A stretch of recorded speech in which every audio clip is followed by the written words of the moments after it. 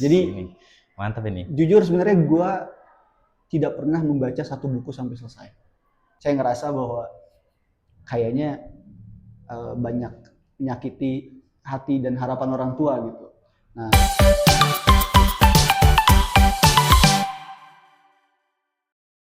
Selamat datang di POV, Podcast of Value. Jadi kali ini POV ini tuh podcast dari jurusan Ekonomi Syariah, dan kali ini gua Aditya yang bakal jadi hostnya pada kesempatan kali ini. Oke, teman-teman semua, jadi di podcast ini kita akan membahas tentang value daripada ekonomi syariah. Kita akan bahas banyak banget, dan untuk episode pertama kali ini kita bakal kedatangan mahasiswa yang luar biasa, mahasiswa ekonomi syariah, berprestasi, jago organisasi, dan juga sangat menginspirasi. Nah, kali ini kita ada kedatangan Bang Arif nih. Ada Bang Arif. Gimana nih kabarnya Bang Arif? alhamdulillah.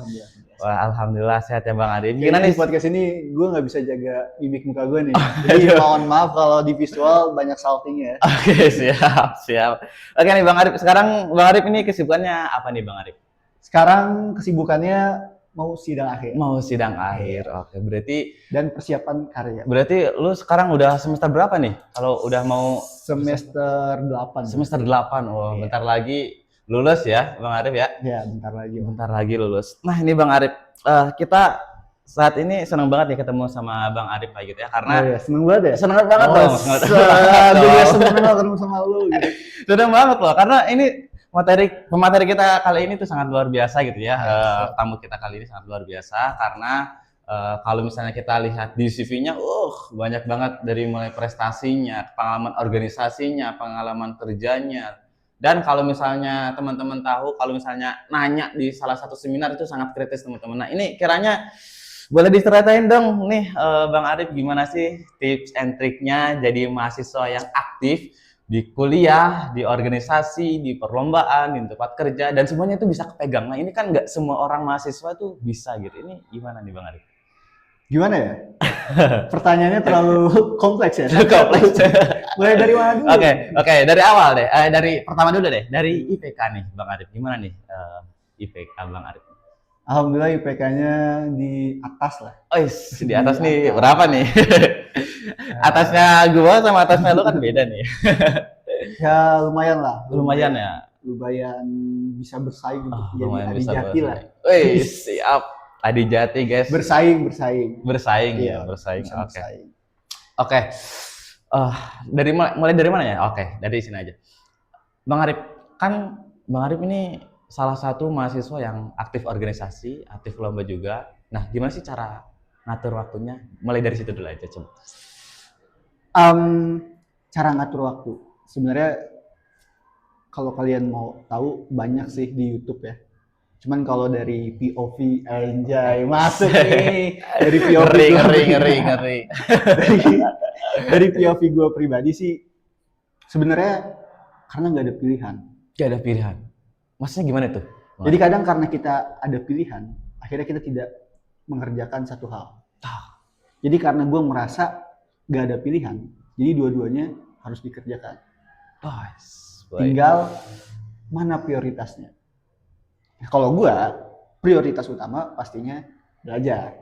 Tadi pertanyaan menarik tuh gimana cara belajar? Gimana cara belajar? Gue tidak melihat belajar itu menjadi sebuah pekerjaan, tapi sebuah kebiasaan. Belajar bukan sebuah pekerjaan, tapi sebuah kebiasaan. Jadi dalam artian bagi gue belajar itu adalah kebutuhan, sama aja kayak kita makan. Kebutuhan. Jadi kalau kita lapar, kita makan, kalau kita minum, kita haus. Nah sama. Jadi yang namanya manusia itu punya otak, punya mulut, punya perut, punya hati. Punya hati, oke. Ya kan? Kalau misalnya hati butuh siraman rohani. Kalau misalnya badan butuh makanan dan minuman. Kalau otak butuh yang namanya belajar. Nah jadi gimana caranya? Apa yang kita lihat di sekeliling kita harus kita pelajari. Jadi kesimpulan. Mantap ini. Jujur sebenarnya gue tidak pernah membaca satu buku sampai selesai. Jadi paling beli buku, lihat daftar isi, mana yang menarik, baca dikit udah. Tapi ya itu tadi, yang namanya belajar bisa dari siapa aja ya kan.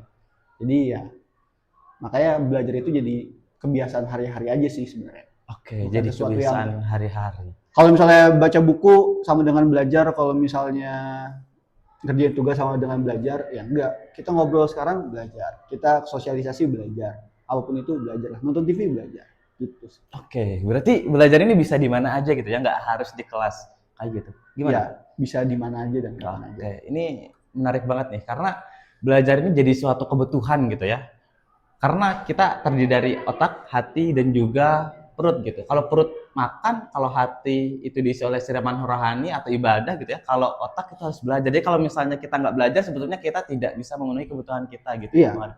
Berarti, tapi dari sini menarik nih, karena biasanya orang belajar tuh di kuliah biasanya orang belajar tuh hanya untuk mendapatkan nilai nih.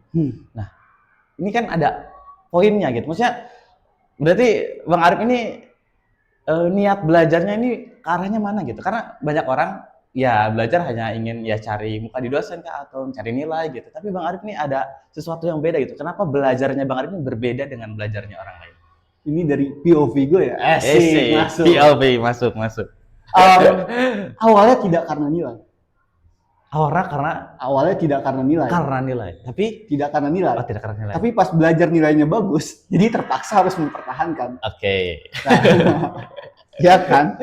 Sebenarnya awalnya belajar itu karena suka, karena cinta. Nah, pas hasilnya bagus, jadi kita jadi punya standar gitu. Nah, karena itulah jadi berjuang untuk mempertahankan nilai. Tapi sebelumnya emang belajar ya pure karena suka dan karena cinta sama ekonomi syariah. Sesimpel itu. Catat teman-teman ya, belajar itu karena suka, karena cinta, dan itu salah satu kebutuhan kita gitu. Jadi nggak boleh ditinggalin gitu ya. Kalau misalnya kita tinggalin, ya udah, ya istilahnya kita bakal ketinggalan. Nah, terus yang menarik nih tadi, belajar itu untuk mendapatkan sesuatu yang ada di luar.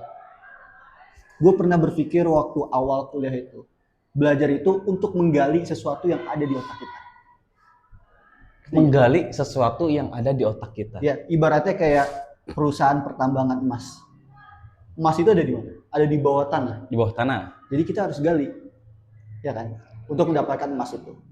Nah, kalau kita pakai mindset ini, maka kita akan berpikir bahwa sebenarnya setiap kita itu adalah pintar. Gimana caranya kita menggali ya tadi apa ya. yang ada di dalam otak kita. Kuncinya menggali, oke. Tapi kalau misalnya kita pakai POV mendapatkan ilmu, otomatis ilmu itu nggak ada di kita. Kita harus cari di luar, ngerti ya? Iya, betul. Makanya kan betul. kadang kita merasa belajar nih, ini kayaknya udah gua lakuin, tapi cuman beda aja namanya, ya kan? Iya. Nah, jadi buat teman-teman jangan pernah merasa otak kita kosong. Benar. Itu berarti kalian kurang menggali aja apa yang udah Allah berikan di dalam otak. Oke, ini menarik nih. Jadi kita ini perlu menggali gitu ya, bukan mendapatkan atau mencari. Karena sebetulnya di dalam diri kita tuh udah ada gitu. Gimana caranya kita bisa menggali si ilmu tersebut gitu ya. Misalkan tadi seperti emas gitu yang ada di gunung, yang ada di dalam tanah gitu kan, kita harus gali untuk mendapatkan emas. Ini juga sama gitu ya. Ketika kita belajar, sebetulnya kita bukan mendapatkan ilmu dari luar, tapi mindset kita adalah menggali diri kita, menggali apa yang kita punya gitu. Nah, oke, menyambung dari mulai IPK, kita lanjut ke perihal prestasi nih, Bang Arif. Karena kalau misalnya, karena sekarang ya teman-teman, banyak yang bilang, oh IPK aja nggak cukup nih, IPK aja nggak cukup nih. Nah, itu gimana menurut Bang Arif? IPK itu cuman menjadi sebuah tanda kita bisa menyelesaikan kewajiban. Sebuah tanda kita bisa menyelesaikan sebuah kewajiban. Dan artinya kita tanggung jawab. Oke. Jadi tugas kita pertama di kampus itu belajar.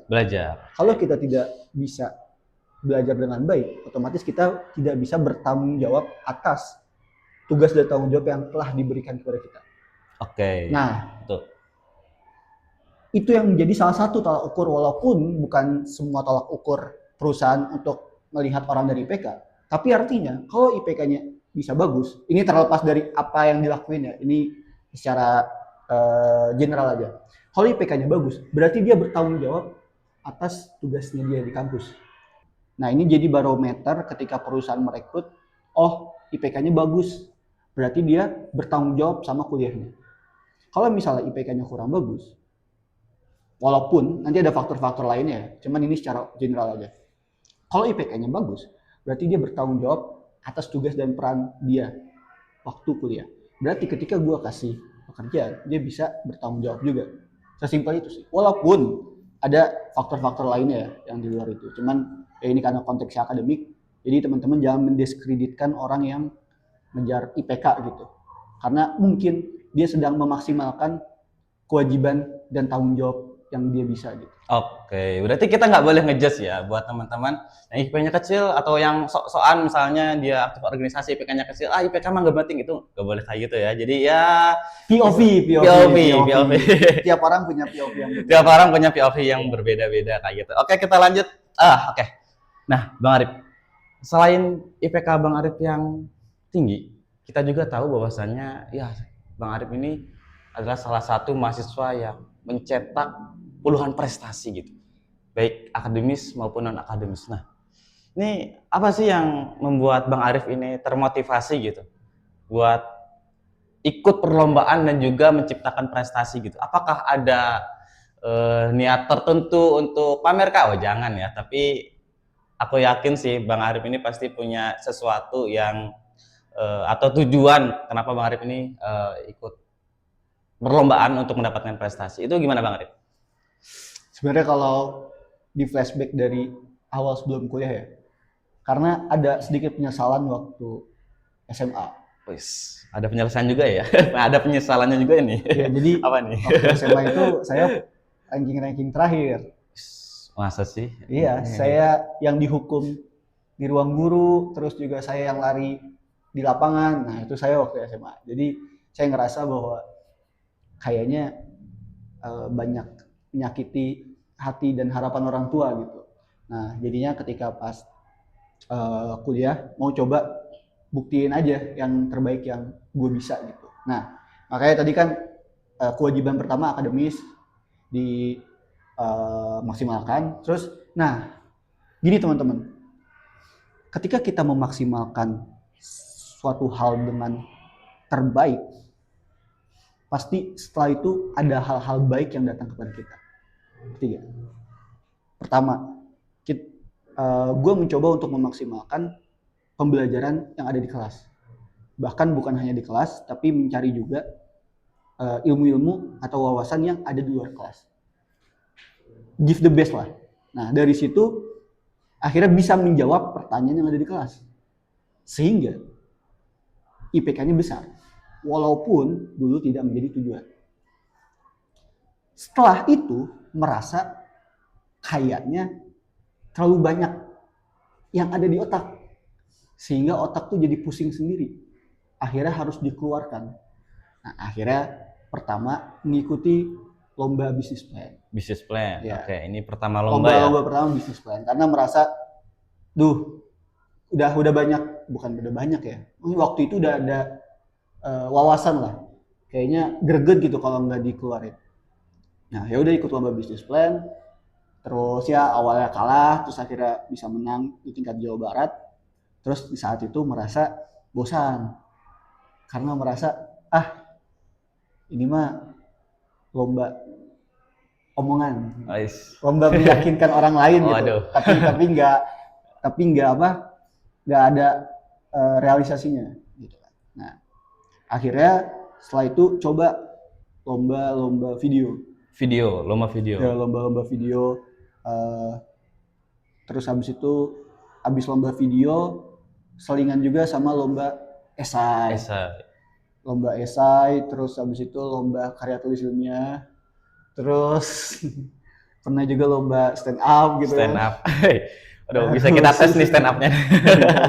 Oh, jangan. Terus habis itu lomba bisnis plan lagi.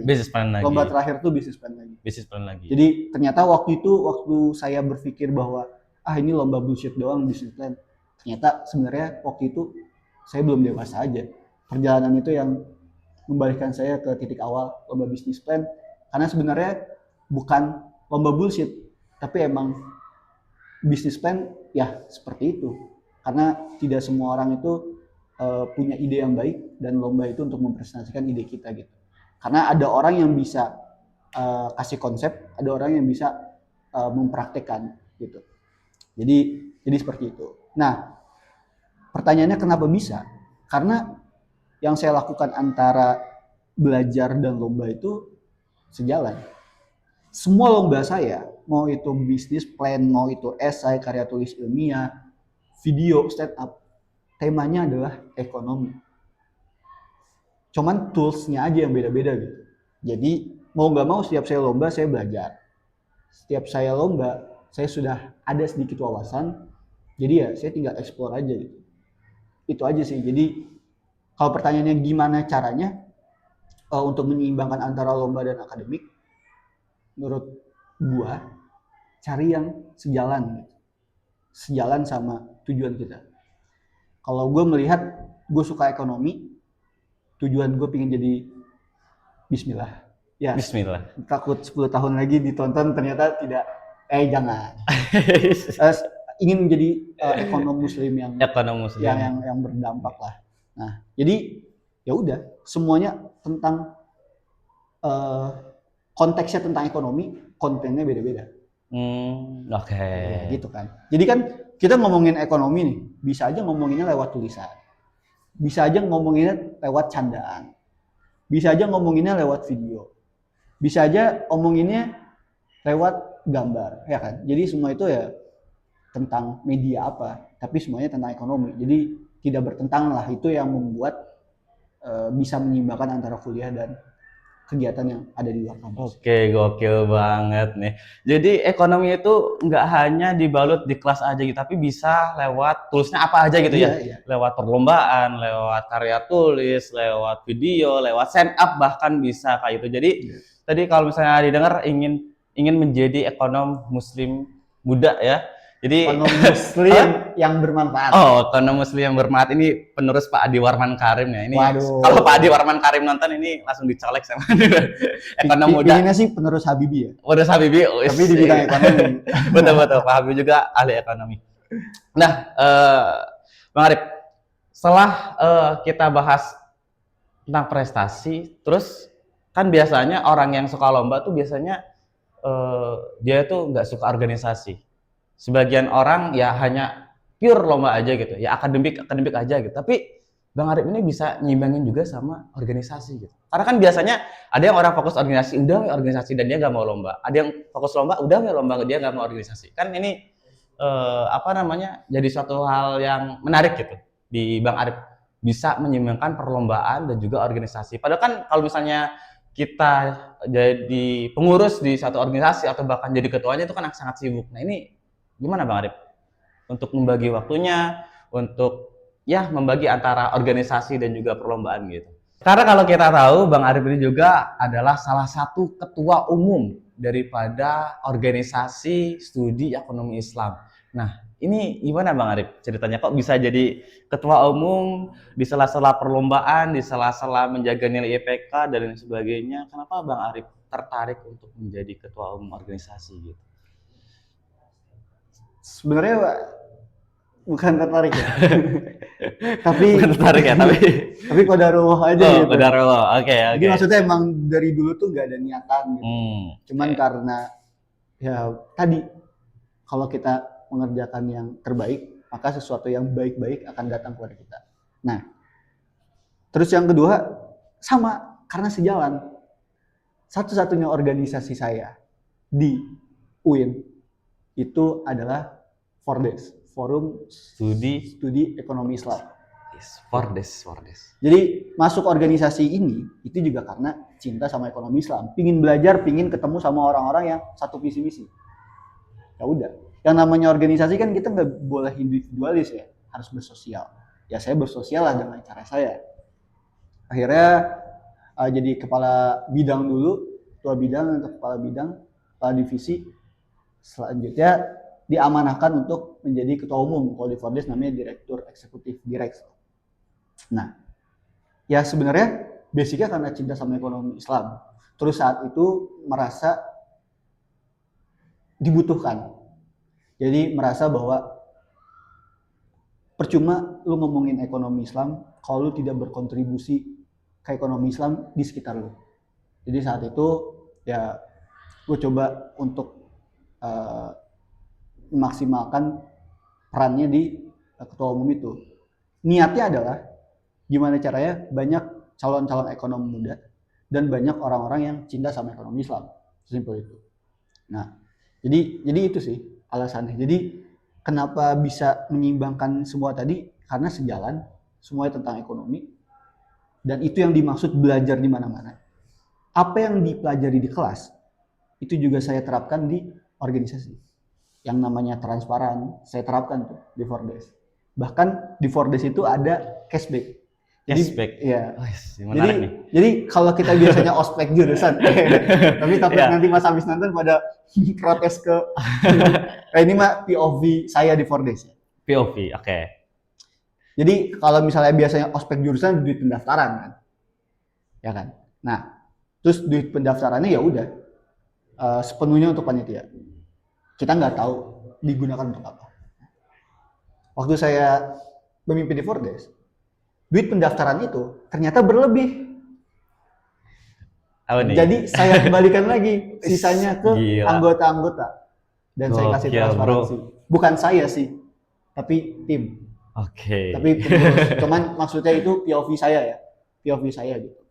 Walaupun ada pilihan untuk tidak membalikan atau untuk menjaga, tapi ya itu mah urusan nanti. Tapi gimana caranya dalam Islam itu kan kita harus amanah, ya kan? Transparan jadi, gitu ya. Transparan. Jadi kita balikan uang mereka karena akadnya itu adalah untuk osjur, bukan untuk acara-acara yang lain. Ini. Jadi kalau berlebih ya kita kembalikan. Nah, sehingga mereka pada percaya dan respect sama pengurus. Dan setelah itu ada acara buka puasa bersama. Kebetulan pas di Ramadan habisnya. Jadi kita sebenarnya belum punya anggaran, tapi kita membuka. Siapa yang mau bersedekah, siapa yang mau nyumbang seikhlasnya. Nah, alhamdulillah ternyata banyak yang nyumbang. Jadi kita tidak perlu mengeluarkan banyak anggaran. Nah, itu karena apa? Itu karena kepercayaan. Karena value tadi ya. Iya, karena value tadi. Karena value yang kita kasih sebagai pengurus gitu. Nah, itu sih. Jadi kalau di kelas itu belajar, kalau di lomba itu kita membuktikan daya saing, kalau di organisasi kita mempraktekkan. Itu sih. Jadi semuanya sejalan. Ngeri banget ini yang kita dapat pada siang hari ini. Pada podcast kali ini. Karena gini teman, biasanya ya kalau misalnya osjur ya orientasi mahasiswa buat masuk organisasi kan biasanya bayar tuh ya 150, 200, 300 kayak gitu.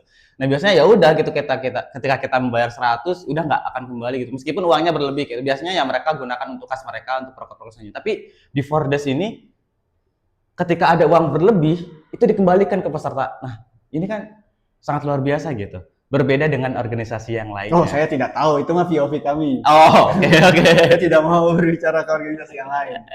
Oke, siap. Oke, Bang Arif, kita lanjut ke pembahasan selanjutnya. Di samping Bang Arif organisasi, perlombaan, IPK tinggi, Bang Arif juga ini katanya sambil kerja nih. Nah, kan jadi satu hal yang apa ya, bagi sebagian orang tuh sulit gitu, apalagi apa ya, untuk menjaga keprofesionalitasan gitu di antara organisasi, lomba, diri sendiri gitu. Kan jangan sampai semuanya saling bertumpukan gitu. Nah, ini gimana nih Bang Arif sama kerja nih Bang Arif? Gimana ya? Saya tidak merasa dibebankan sih sama semua itu karena semuanya dilakukan dengan cinta. Jadi ya saya happy aja gitu. Nah, tadi kalau kita melakukan sesuatu atau kalau kita memberikan sesuatu yang terbaik, maka hal-hal baik akan datang kepada kita. Setelah saya di akademik aktif, di organisasi aktif, di lomba aktif, ternyata saya punya value lebih. Nah, value lebih. Ternyata bagi orang. Jadinya ya ada orang yang membeli jasa.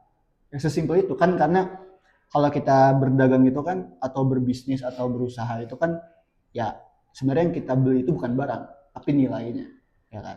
Nah, kebetulan alhamdulillah ada nilai yang orang tertarik, jadi sehingga bisa dibeli. Sesimpel itu sih. Jadi juga saya tidak pernah berpikir apa ya, harus ini enggak, semua mengalirnya seperti air. Cuman yang saya tahu adalah kalau kita melakukan yang terbaik, insya Allah hal-hal baik akan datang kepada kita. Itu. Oke. Gitu sih. Ketika kita melakukan yang terbaik, maka hal-hal baik akan kembali kepada diri kita. Iya. Oke, that's point.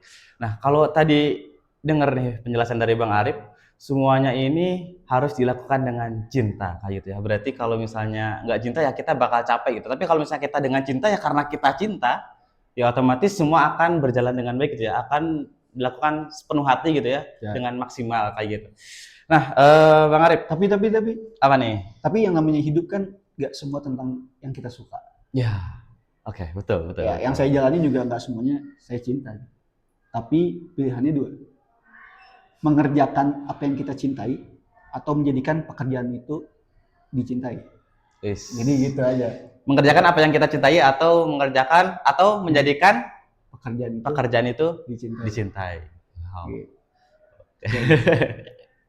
Oke, terima kasih Bang Arif. Ini sangat luar biasa, teman-teman semua. Kali ini kita ngobrol sama Bang Arif, banyak cerita menginspirasi gitu ya. Gimana caranya Bang Arif belajar? Kenapa sih Bang Arif ikut perlombaan? Kenapa sih ingin juga ikut organisasi bahkan sampai menjadi ketua?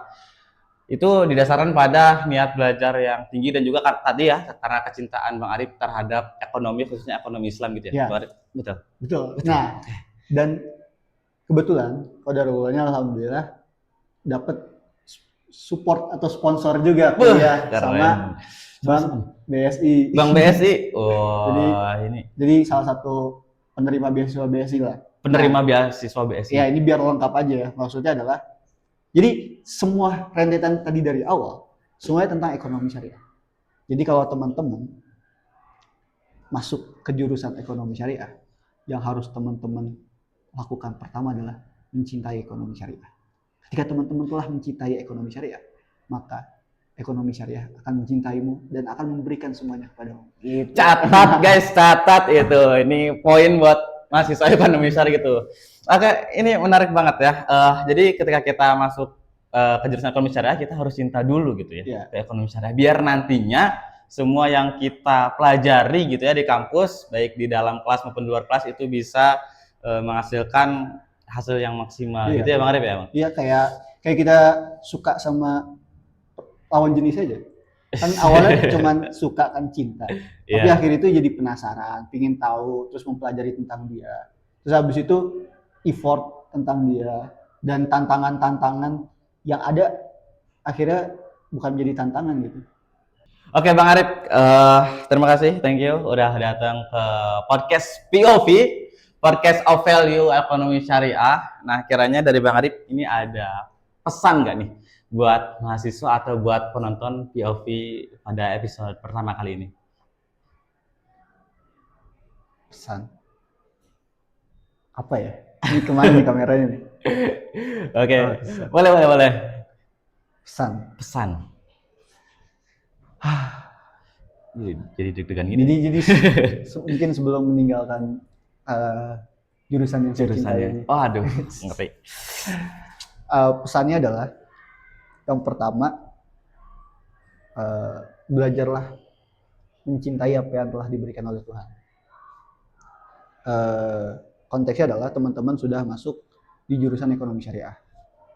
Walaupun saya tahu di sini yang dipelajari kebanyakan itu saja atau pengulangan saja, tapi ketika kita berbicara tentang atau ngobrol sama orang-orang di luar, ekonomi di luar, ternyata ekonomi syariah itu menjadi sebuah value lebih karena mereka tidak bisa. Jadi dalam artian teman-teman juga harus mencintai ekonomi syariah gitu. Karena bagi orang-orang yang tidak ada di dalam dunia ini, mereka ingin tahu. Nah, itu adalah peluang kita untuk memberitahu mereka. Dan kalau kita udah ngasih nilai ke mereka, sama aja mereka membeli nilai kita. Dan ya, insya Allah ekonomi akan support ke kita sendiri gitu. Jadi cintai ekonomi syariah. Oke, pesan yang kedua, teman-teman harus bertanggung jawab sama tugas dan peran serta kewajiban yang telah teman-teman miliki. Kalau teman-teman merasa belum bisa maksimal atas tanggung jawab yang pertama, jangan beralih ke tanggung jawab yang kedua. Kenapa? Karena manusia itu dipegang atas kepercayaan. Kalau kita sudah tidak bisa mendapatkan kepercayaan dari orang lain, maka mungkin kita sudah tidak dianggap lagi seorang manusia seutuhnya. Tapi sebaliknya, kalau kita bisa menjaga kepercayaan itu, maka nilai-nilai yang ada di luar akan melekat kepada kita. Gitu. Karena sepintar apapun kita, se-skillful apapun kita, seganteng dan secantik apapun kita, kalau kita tidak bisa menjaga kepercayaan kepada orang lain, maka jadi nothing. Jadi ibaratnya kepercayaan itu adalah angka 1 dan nilai-nilai tadi, pintaran, skill, dan lain sebagainya itu angka 0 yang melengkapi. Kalau nggak ada kepercayaan, semuanya jadi nothing, 0. Tapi kalau ada kepercayaan, semuanya jadi bertambah nilainya. Gitu sih. Jadi harus tanggung jawab. Oke, luar Apalagi cowok. biasa. Karena cowok itu yang dipegang omongannya. Omongannya. Ngeri. 3 ya? 2. 2. Oh, 2. Iya. Oke, yang pertama aku lupa. Mau 3? 3, satu lagi. 3. 3, satu lagi. Oke. Satu lagi adalah jangan ikutin standar TikTok. Jangan ikutin standar TikTok. Oke, gimana itu?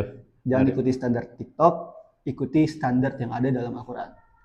Benar. Karena sebenarnya hidup kita tuh aman-aman aja. Sampai akhirnya kita ketemu konten TikTok. Nah, ketika kita lihat konten TikTok ngerasa nggak aman jadi nggak aman. Jadi nggak Karena aman di TikTok itu banyak POV orang lain. Sehingga kita jadi merasa hal itu penting. Padahal itu hanya POV orang lain. Yang kita melihat dari like-nya, semakin banyak like berarti POV itu semakin benar. Padahal belum tentu itu yang dibenarkan dalam Islam. Jadi kadang tuh mahasiswa pusing sendiri atau jadi ribet sendiri karena ngikutin standar-standar yang udah di apa ya, standar-standar yang dibuat oleh orang lain. Jadi biar nggak pusing, coba pelajari standar yang ada dalam Islam. Jadinya kalau di orang lain itu patokannya itu adalah suka dan tidak suka.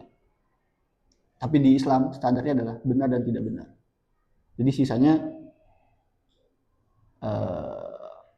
lakukan apa yang kita suka dan apa yang kita bisa. Oke. Gitu. Syukuri, tanggung jawab, dan jangan ikuti standar TikTok ya. Oke, thank you Bang Arif udah datang di podcast kali ini. POV ya. Podcast of Value Ekonomi Syariah. Ini episode pertama, nanti kita bakal bahas lebih banyak lagi di episode kedua. Jadi tunggu di episode kedua, kira-kira siapa sih yang bakal datang lagi di podcast of Value kali ini. Kita bakal bahas banyak value dari ekonomi syariah. Thank you.